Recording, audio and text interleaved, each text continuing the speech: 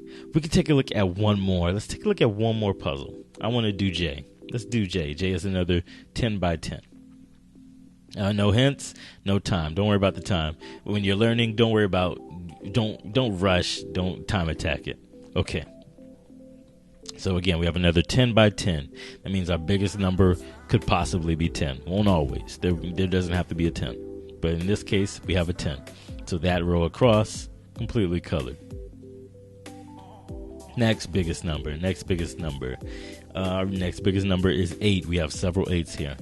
Now, we could do the overlap method, but I have one that's a little bit easier to figure it out. Okay.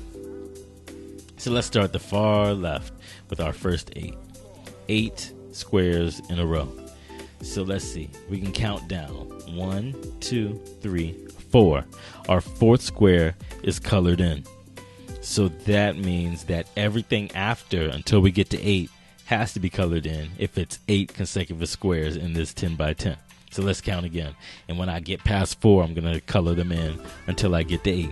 So 1, 2, 3, 4, 5, 6, 7, 8. So these 5 must be colored in. Okay? And now we can go up and do the same thing. We'll do the extremes now because we started at top left. Next one will be bottom. Why did I say top left?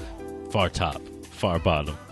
1, 2, 3, 4, 5, 6, 7, 8. Okay, so these 6 squares must be colored in. All right, and we can do the same thing on this side. 8 would be these 6. I'm just lining them up, those 6. Okay, we also have an 8 on the bottom. Because we don't have anything colored in, we can't do the same type of logical reasoning, but we can do far left, far right. If we do far left, I'm going to do it very quickly.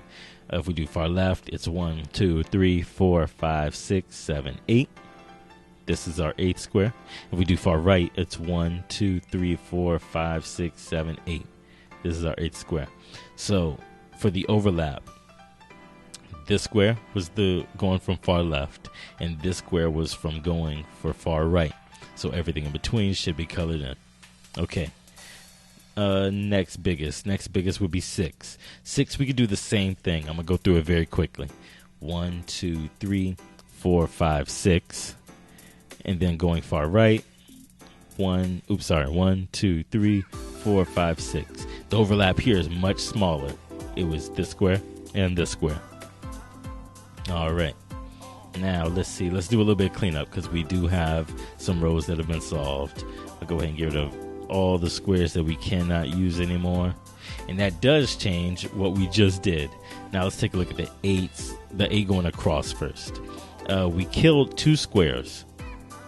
The 2 on the end can't be colored in. If you do the math, 10 minus 2 is 8. So that means every square that's left should be colored in. Okay, and now using that and the fact that these 8s would be consecutive, we can go ahead and close this gap because those must be colored in, which means that we can kill these squares. You see, it's logic. It's logical reasoning. All right, let's see. What do we know? Let's see. Let's go with the 6 again. We'll be back at 6 now. Let's use that same thing. 10 minus 4 for the 4 squares that already have X is 6. So we can color this whole thing. All right. We've cleaned up some more. Let's go ahead and clean up. Let's do some cleanup. It makes it easier later. Now, let's see. The biggest number that we have where it's just 1 is 2. But there's no overlap if we do 1 and 2. And then 1 and 2. There's no overlap there. Okay. So what can we do? Let's look at the 1, 7 columns. The 1, 7 columns. We can start with 1. This one is already colored in. So the 2 squares above and below it can't be colored in. And we can do the same thing here. And then we need to find our 7. Well, let's see. This one starts. So this should be 7. Let's count down. 1, 2, 3, 4, 5, 6, 7. Okay. Color that whole thing in. We can color that whole thing in. All right, so now we're just left with 2 rows. Very quickly, we see that this 2 can only be right here because that's all that's left. And that's the whole thing. Solve just like that. Solve just like that. It's a trash can.